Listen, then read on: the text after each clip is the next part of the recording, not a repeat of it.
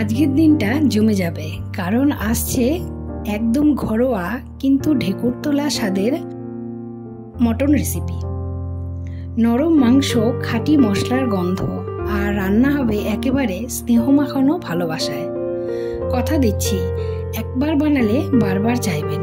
চলুন তবে শুরু করি আজকের জমজমাট মটন কাহিনী। আপনারা দেখছেন বারোমিশালি রান্নাবান্না। এখানে রান্না শুধু রেসিপি নয়, এটা এক একটা গল্প, এক একটা স্মৃতির স্বাদ। প্রথমে আমি আদাগুলোকে এইরকম ভাবে কুচি করে কেটে নিচ্ছি। ছোট ছোট টুকরো করে কেটে নেব, ঠিক এইভাবে ভালো করে ছুলে নিয়ে আমি আদাগুলোকে কেটে নিচ্ছি। এরপরে এর মধ্যে দিব পেঁয়াজ। পেঁয়াজগুলোকে আমি এইভাবে খোসা ছাড়িয়ে কুচি কুচি করে কেটে নেব। ঠিক এইভাবে আমি পেঁয়াজগুলোকে কেটে নিচ্ছি। এরপর এর মধ্যে আমি যেটা দিব সেটা হলো আলু। আমি এর মধ্যে মাঝারি সাইজের আলু ব্যবহার করেছি। আপনারা চাইলে আলু দিতেও পারেন, আবার নাও দিতে পারেন। আলুগুলোকে দু টুকরো করে কেটে নিয়েছি। এরপরে এর মধ্যে আমি দেব শুকনো লঙ্কা। বোটা ছাড়িয়ে আমি এগুলা বাটির মধ্যে ভালো করে ধুয়ে নিচ্ছি। এরপরে ধুয়ে নেওয়ার পর আমি এগুলো মিক্সির মধ্যে দিয়ে দিচ্ছি। আমি এখানে শুকনো আর কাঁচা দুটো লঙ্কাই ব্যবহার করেছি। আপনাদের যেরকম পছন্দ সেইভাবে করতে পারেন। তারপরে দিয়ে দিচ্ছি এখানে আমি রসুন। আমি এখানে বড় মাপের 3টা রসুন নিয়েছি। রসুনগুলোকে ছুলে ভালো করে ধুয়ে সমস্ত আমি এইভাবে মিক্সির মধ্যে দিয়ে দিচ্ছি। তারপরে দিয়ে দিচ্ছি পেঁয়াজ। পেঁয়াজগুলোকে ভালো করে ধুয়ে এর মধ্যে দিয়ে দিচ্ছি। যে পেঁয়াজগুলো আমি কুচি করে কেটে রেখেছিলাম সেগুলোকে ভালো করে ধুয়ে আমি দিয়ে দিলাম। আচ্ছা, আমি এখানে সম্পূর্ণ কিন্তু পেঁয়াজ ব্যবহার করিনি, হাফটা রেখে দিয়েছি, হাফটা আমি ডাস্ট করে নেব। তারপরে দিয়ে দিলাম একটু জল। এরপরে দিয়ে দিচ্ছি আদাগুলো যে কুচি করে কেটে রেখেছিলাম সেই আদাগুলোকে এর মধ্যে আমি দিয়ে দিলাম।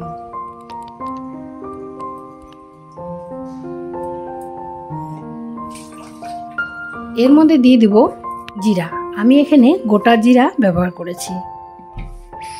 তারপরে ঢাকা দিয়ে দিলাম।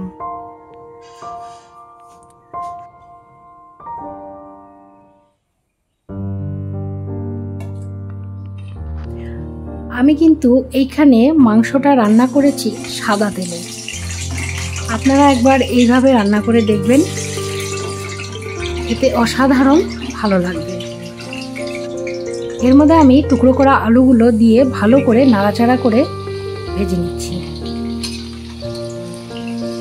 আমি এর মধ্যে কোনো হলুদ বা লবণ কিছু দেইনি। এটা ছাড়াই আমি আলুগুলোকে ভালো করে ভেজে নিচ্ছি। দেখুন ঠিক এইভাবে আমি এই মাংসটা রান্না করেছি একদম ঘরোয়া পদ্ধতিতে। আমি কোনো অনুষ্ঠান বাড়ি বা কোনো অনুষ্ঠানের মতো করে কিন্তু মাংসটা রান্না করিনি। আলুগুলো ভাজা হয়ে গেল। এর মধ্যে দিয়ে দিলাম আমি গোটা জিরে, দিয়ে দিলাম আমি লবঙ্গ, আর দিলাম ছোট এলাচ, গোলমরিচ দিয়ে এবার ভালো করে ভেজে নিচ্ছি। এরপরে আমার যে বাকি পেঁয়াজগুলো ছিল সেই পেঁয়াজগুলোকে আমি ভালো করে ধুয়ে এইবার ওই তেলের মধ্যে দিয়ে দিলাম। দিয়ে আমি ভালো করে নাড়াচাড়া করে নিচ্ছি। পেঁয়াজগুলো যখন আমার ভাজা ভাজা হয়ে যাবে, দেখুন কালারটা আসবে ঠিক বাদামের মতো। এর মধ্যে আমি ছোট মাপের ছোট রসুনগুলো হয় সেই ছোট রসুনগুলো আমি এখানে দিয়ে দিয়েছি। কারণ দেখবেন মাংসের মধ্যে যদি যেভাবে আমরা বাড়িতে রান্না করি, মাংসের মধ্যে যখন আমরা এভাবে রসুন দেই খেতে কিন্তু ভালোই লাগে। যদি আপনারা না দিয়ে থাকেন তাহলে একবার দিয়ে দেখতে পারেন। এরপরে পেঁয়াজগুলো যখন ভাজা হয়ে গেল, তারপর এর মধ্যে আমি দিয়ে দিব মাংসগুলো। আমি মাংসগুলো ঠিক এইরকম সাইজের করে নিয়েছি। খুব একটা বড়ও না আবার ছোটও না, মাঝারি সাইজের করে নিয়েছি। মাংসগুলোকে আমি দিয়ে দিলাম। এইবার আমি এখানে এই পেঁয়াজের সাথে মাংসটা সুন্দর করে ভেজে নেব। দেখুন একটু ভাজা হলেই কিন্তু আপনারা বুঝতে পারবেন যেটা ভাজা হয়ে গেছে। হ্যাঁ, যদি বলেন যে এখানে কি এমন নতুন কিছু আছে এই মাংসের মধ্যে, তাহলে আমি বলবো যে আমরা কিন্তু ঘরে যা সমস্ত জিনিসপত্র থাকে সে সমস্ত জিনিস দিয়েই কিন্তু আমরা যদি মন চায় সবসময় করতে পারি। আচ্ছা, এইবার আমি এইগুলোকে ডাস্ট করে নিলাম। ওদিকে আমার ভাজা হচ্ছে আর এদিকে আমি মশলাটা ডাস্ট করে নিলাম। এইবার দেখুন ঠিক এইরকম হবে। এরপর আমি এই মশলাটা এর মধ্যে দিয়ে দিলাম। আমি এখানে অল্প জল ব্যবহার করেছি, একটু ড্রাই ড্রাই আছে আমার মশলাটা। এরপরে আমি এখানে সুন্দর করে এই মাংসের সাথে মিশিয়ে নিচ্ছি এই মশলাটাকে।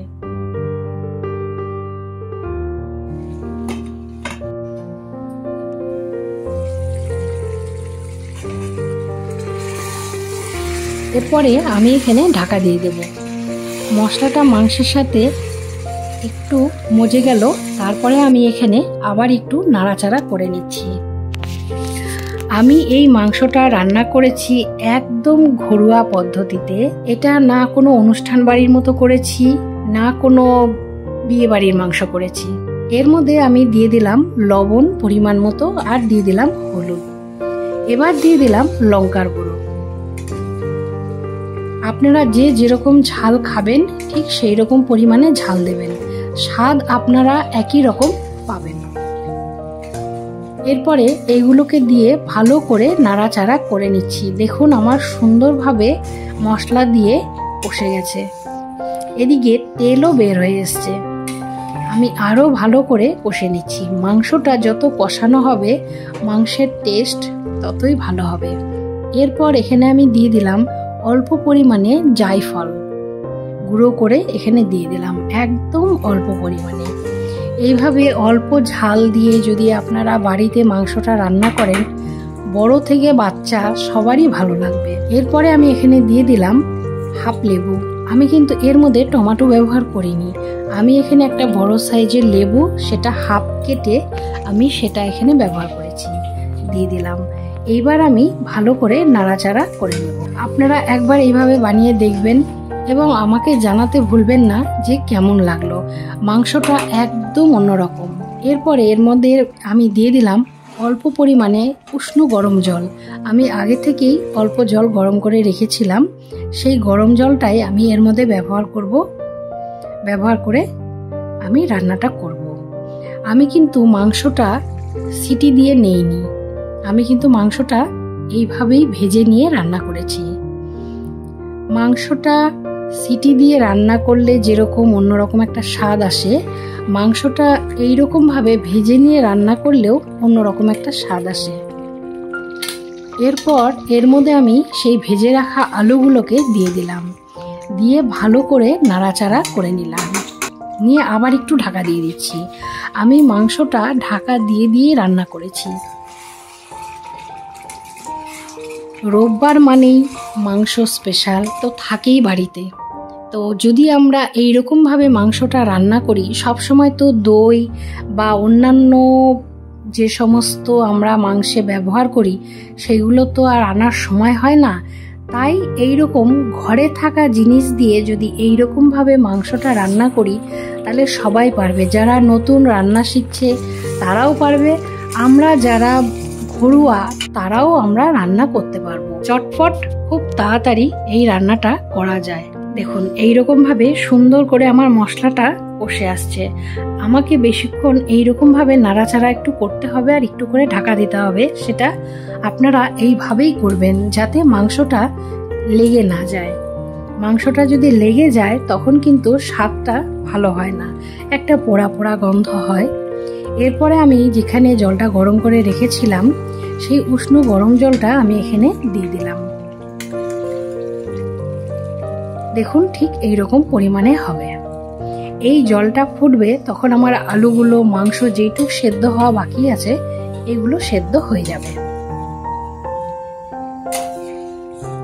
এরপরে আমি ঢাকা তুলে নাড়াচাড়া করে নেব। দেখুন আমার মাংসটা কিন্তু ঠিক এইরকম পরিমাণে। এখানে আমি ঢাকাটা 10 মিনিট ঢাকা দিয়ে রেখেছিলাম, আর আঁচটা দিয়েছিলাম মিডিয়াম, কারণ বেশি আঁচ দেওয়া যাবে না। অনেক সময় জলে ফুটতে থাকে কিন্তু নিচে মাংসটা লেগে যায়। জলটা আমার কষে আসছে। এরপরে আমি দিয়ে দিলাম এখানে গরম মশলা। আমি এখানে গরম মশলা দিয়ে ভালো করে নাড়াচাড়া করে নিচ্ছি।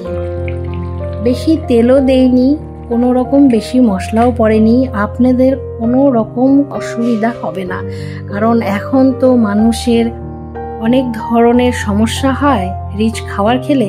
সেই রিচ খাবারটা কিন্তু আমি করিনি, একবার ট্রাই করে দেখবেন।